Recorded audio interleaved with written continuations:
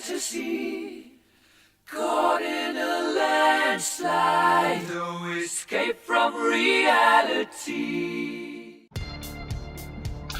So, guys, have you ever really liked something and then was kind of disgruntled about it at the same time? Like, the overall story is good, but some of the little things in here just really make you go, what the actual F? You know what I mean? And I don't know if that's just my taste in the subject or what, but when I read this last Mr. Miracle, issue number 5, I was like, ooh, like, I mean, there's some good things, and then there's some really weird things in this book. So, first of all, on the cover, DC, you have got to stop advertising critics' opinions about your books on the cover. It's tacky. This is not a movie. This is a comic book. It's taking up the artwork. Get that off of there. We don't want to hear what some chubby, neck-bearded guy at the Nerdist has to say about Mr. Miracle, okay? But anyway, the cover is not really that great. I mean, I get the premise and everything, but it's just kind of like, okay. But I get the idea, so, anyway. So this book, that it has a variant cover, which is a little bit better. But so this book is issue 5. And if you haven't been reading Mr. Miracle, you really need to give it a try because it's pretty dang good. Now, the one problem that I have with it is Tom King. He's a really good writer, but some of his stuff he really likes to write like masculine, strong women and effeminate men, and that's okay. But it's just not really my taste, and I like Big Barda, but the way they draw her is a little weird. But anyway, I really need to get into this book. We start out, and basically he's doing some of his duties as Mr. Miracle. Now, Mr. Miracle is not only a superhero, but he's also a performer. That's the reason he wears the costume, to be so flashy and so showy, is because he's an actual performer. And the only gripe that I have with this art, besides the fact that they use the same images over and over and over and it's kind of lazy, is the fact that they have consistently drawn Big Barda uglier and uglier in each issue as we have went on. In issue 1, if you go back, she looks real good, and then they just draw her weirder and weirder, and then in a couple of pages from now they're going to draw her very pretty again, and then go back to drawing her weird again. And it's the inconsistencies like that kind of bother me, because I get the idea of this art style, but at the same time, like, be consistent. You know what I mean? And Big Barda is a beautiful woman to be so tall. And when you draw her kind of like this ogreish type character, I don't really understand that. But anyway, so we start out here, and he is he's got one of his blocks on one of the pads on the Walk of Fame. So yeah, now he's a pretty big deal now. He's a big celebrity. And then he decides to write in the cement there, "Kid, comics will break your heart." And I'm like, what? Why would you say that? I mean, don't bring me down, Bruce. But anyway, as all this is going on, he's talking to Barda. You're kind of like seeing a flashback of what they did, and then you're hearing them having a conversation with each other at the same time. And I like that. But he says, "You could ask me, to stay. I'd fight. I'd kill Orion. Just to stay. I go to war. I swear." And then we hear her say, "I can't, Scott. I told you. I can't be that for you. I'm not your way out. It's yours, this life. It's yours. You choose if you want to. All I can be is your wife. Now come on, Scott. Enough. Tomorrow's your last day. What do you want to do?" And that's the only gripe that I have with Mr. Miracle. he's extremely effeminate in this book, and at one point he's really strong and fighting wars, but at the same time he's just a gobbledygook mess. So that's the only gripe that I have about him, and that's Tom King's sort of style. It works for this new Batman story, but it doesn't so much work for this story because it just makes me think that Mr. Miracle's a wimp. But as we go on here, we introduce this character that is pretty much like his manager, and his name's Funky Flashman. And it's funny because he says, "Hey, true believers," and that was an ongoing meme right now with England Chain and a couple other people. He's kind of coined that phrase himself, and then they mention it on here, and everybody's like, "Hey, they recognize you." And so basically, Funky Flashman is saying, there's a lot of relations going on right now, good relations going on right now with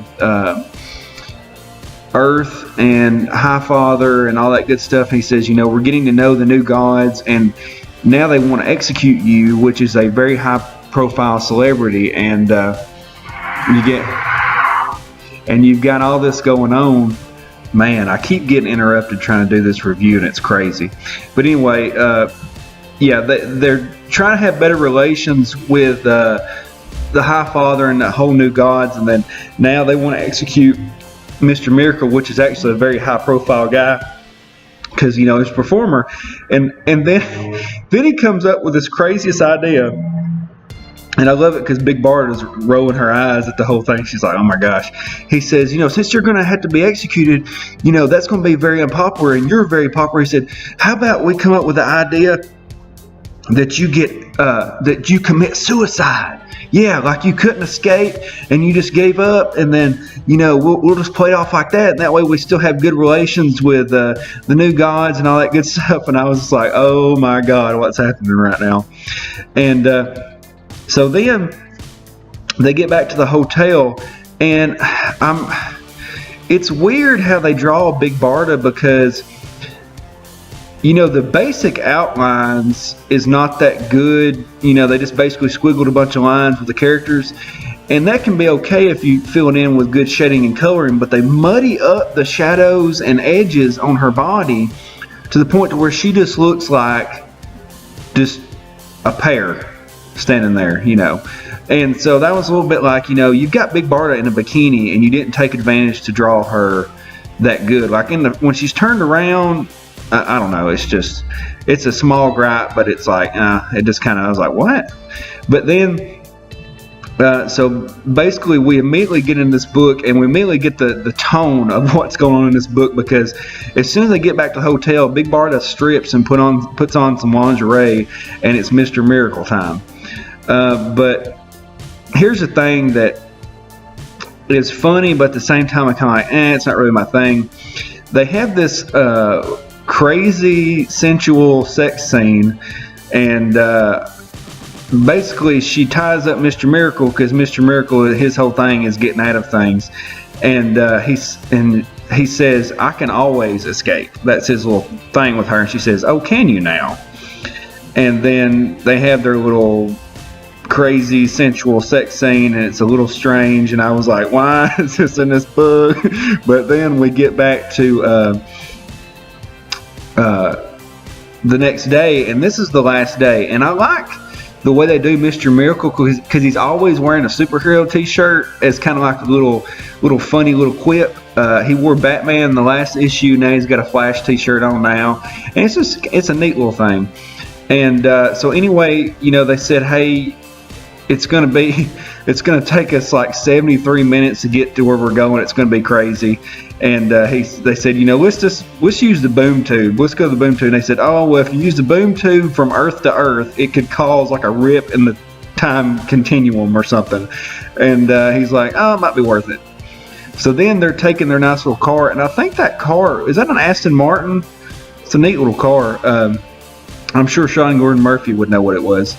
But so basically they're talking, and he says, "Hey, we should play our song, the song that we met, that was playing when we met." And she said, "Look, we met in the pit, Scott. The only noise around us was the moans of the damned. It was not a moment. And he was like, oh, well, I can fix this. He says, Mother Box, can you play us the moans of the damned? She says, please specify. And he says, The Pit, about 10 years back. And she starts playing it. And it's like, no, God help us. Why? They took my leg. Oh, my eyes are bleeding. And they both just start laughing. And I started laughing at the same time because it was so... It really shows what kind of relationship they have with each other and the things that they've been through. And at the same time, it's freaking funny. But so then they're talking more about stuff. People will notice Mr. Miracle as they're at the restaurant. They're kind of like, hey, a celebrity. And so then they're walking in the park with each other. And Big Barda has this way of looking on. She sees everything at face value. You know, she's a warrior.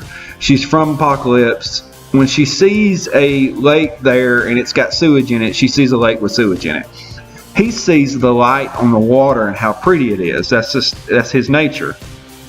And I kind of wish that this was flipped, because it seems like, I don't know, it's just, it's an awkward relationship, and it's something that Tom King writes, and I don't really like it all that much, but whatever. But so then they go to the fair, and it's funny because he wants to win her a stuffed animal, and this is the boardwalk. I think it's in California, and he's trying to win her. He's trying to knock the cans over, and he's terrible at it. He ends up spending a bunch of his money, and then ends up winning her a giant Wonder Woman plush toy. And I thought that was funny because, you know, Big Barda is kind of like Wonder Woman or something. And so basically they're having this conversation, and they've got this tourist trying to take the picture, and it's not working out. And so then they have a moment where they're kissing each other, and then it just totally goes awry. He doesn't even get the picture taken because he's like such an idiot. And I thought that was just hilarious. But then we get this part where he's sitting there with her on the beach, and it's a nice little moment. They're watching the sunset together. They know it's probably going to be their last sunset together. And he has this little speech, but it goes on for like 9 panels over 2 pages of him talking about God and the existence of God and all this stuff. And I'm just like, oh my God, dude, you are killing me right now with this boring jibber jabber. But then we get back, and he's stuck in traffic again. And again, he's talking about, you know, we're stuck in traffic, but look at all the pretty taillights. It almost looks beautiful. And she says, almost. And so then, you know, she's crying again. And it's actually, it's very reminiscent of a real relationship. You know, she's constantly being rushed with emotions over and over, thinking about him dying. And then they're wanting to sit there and look at the stars over the scenery of the city, and of course the clouds are there and they can't see the stars. And then now Mr. Miracle is crying, but he's crying behind her. I like that part. Like, he's not necessarily showing her that he's crying, because I was like, dude, at least be semi-tough. I mean, Lord, how low is your testosterone right now? But I like that little part there because it seemed more human. But then they get back to the hotel room, and then that's when Big Barda just loses it, and she starts crying again. And then they have another intense sex scene, and then at that point, I like, the one thing I do like about Mr. Miracle is he's very like, he always seems very disheveled. Like, he answers the door like butt naked, and the manager is there with the guards to take him to New Genesis, and he's like, I'm gonna get dressed. So he goes in there and puts his gear on. Big Barda's still laying there in bed asleep, and he's pretty much gonna leave without her. And he said, let's go.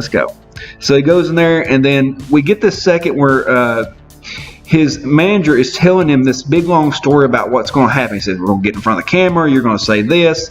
We're going to dress this up like a suicide. You're going to do this, blah, blah, blah. Orion's going to be there. He's going to do this, da, da, da, da.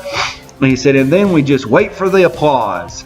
And that's when, bam, zap, pow, crush, poosh. One at a time, both of these guards are killed brutally. And then at the same time, the manager is bashed in the head brutally and killed. And then we see it's actually Big Barda, and Big Barda has just walked out of the hotel room butt naked with her baton and bashed their brains in with it. And then she looks at him, determined like a warrior, and says, "Stay." And that's where we get the point where she had just, it took that point to where she just couldn't handle it, and she made the decision that, no, I'm not going to lose my husband. I'm going to do what I can to fight for him, even if he's not going to fight for himself.